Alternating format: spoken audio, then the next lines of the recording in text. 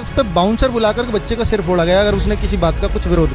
आज अगर विपक्ष अच्छा होता तो हम लोगों को रोड पे धक्के नहीं। खराब बिहेवियर था, उन्हें ये भी नहीं पता था कि एग्जाम स्टार्ट होने के बाद नहीं बातें करें आपस में। एग्जाम में कम से कम 10 से 15 मिनट के लिए सबका समय रुक गया है, एग्जाम नहीं चल रहा था। आप जबरदस्ती कर रहे हैं भाई, मौत खराब है वहाँ पर, आप लोग से बोल रहे हैं मौत खराब है। ये बहुत शर्म की बात है कि देश में जुआरी बनने के लिए जितना सुविधा उपलब्ध है उसका आधा एग्जाम देने के लिए भी नहीं है। ऐसे में हमारा देश किस ओर जाएगा। सिर्फ एसएससी ही नहीं बल्कि इससे पहले भी रेलवे, बैंकिंग, यूपीएससी सभी एग्जाम में गड़बड़ी हुई है, पर ऐसा लगता है जिसे सरकार को इससे कुछ भी फर्क नहीं पड़ता। और इसका मेन कारण यह है कि ये सारे एग्जाम की तैयारी अधिकतर गरीब घर के लड़के, मिडिल क्लास लोग ही करते हैं। किसी का पिता मजदूर होता है तो किसी का किसान। ऐसे में यूपीएससी, एसएससी या कोई भी सरकारी नौकरी पाने का मौका किसी सपने से कम नहीं होता। ध्यान रहे, मैंने बस मौका बोला, क्योंकि जितने लोग फॉर्म भरते हैं उस हिसाब से तो एग्जाम पास करना राम सेतु पार करने से कम नहीं लगती। असली समस्या यह है कि एग्जाम देने वालों में कोई भी नेता के बच्चे नहीं होते हैं। नेताओं के बच्चों को तो बस नेतागिरी करनी है, जिसके लिए किसी एग्जाम या डिग्री की जरूरत नहीं पड़ती है। फिर कहां से तकलीफ समझ आएगी इन लोगों को, स्टूडेंट्स की, कि कितना सपना लेके एग्जाम की तैयारी करने आते हैं, एग्जाम देते हैं और जब पता चलता है एग्जाम कैंसिल हुआ तो प्यार में धोखा खाने से भी ज़्यादा तकलीफ होती है। और उससे भी ज़्यादा दुख इस बात की होती है कि बेटी पढ़ाओ बेटी बचाओ का नारा देने वाले हमारे प्रिय भी जवाबदेही से बच रहे हैं। आपके नारे के बिना भी बच्चे पढ़ाई करते थे मोदी जी, आगे भी करेंगे, बस आप एग्जाम ठीक से करवा दो, उतना ही बहुत होगी।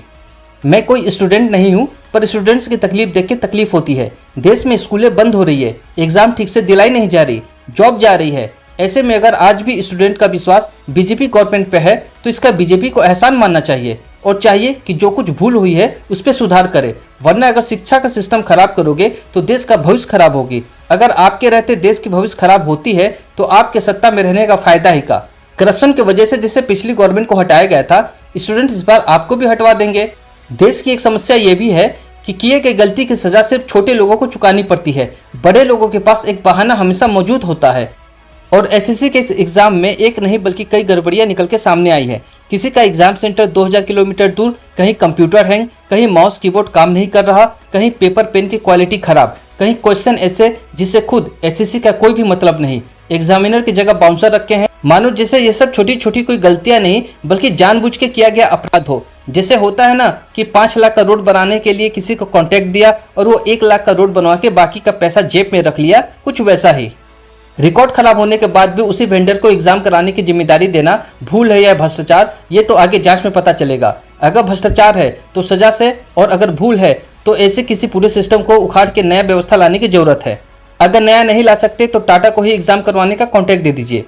वो तो धन्यवाद करना चाहिए स्टूडेंट का, जिन्होंने इतना सब होने के बाद भी कुछ छोटी सी मांग रखी है। प्रदर्शन कर रहे छात्रों और शिक्षकों के मुख्य मांगे बस इतनी ही है कि परीक्षा आयोजक में हुई गड़बड़ी की जाँच करे, वेंडर को हटाया जाए और नई एजेंसियां नियुक्त की जाए, रद्द परीक्षाओं की नई तारीख तुरंत घोषित करे, परीक्षा केंद्रों की निगरानी और जवाबदेही तय हो, छात्रों और शिक्षकों पर हुए लाठीचार्ज की जांच हो और सरकार इस मामले में सीधा हस्तक्षेप करे। वैसे केंद्र मंत्री ने इस बात का आश्वासन दिया है कि क्वेश्चन गलत हुए तो हर गलत क्वेश्चन के 100 रुपये मिलेंगे। मतलब ये अच्छा है, पहले पेपर से खिलवाड़ करो और मुंह बंद रखने के लिए घूस दे दो, ऐसे बनेगा हमारे देश के बच्चों का भविष्य।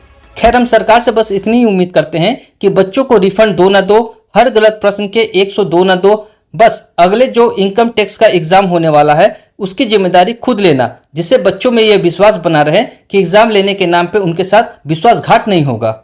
दोस्तों, स्टूडेंट्स को सपोर्ट करने के लिए इस वीडियो को शेयर जरूर करें। मिलेंगे अगले वीडियो में, तब तक के लिए जय हिंद।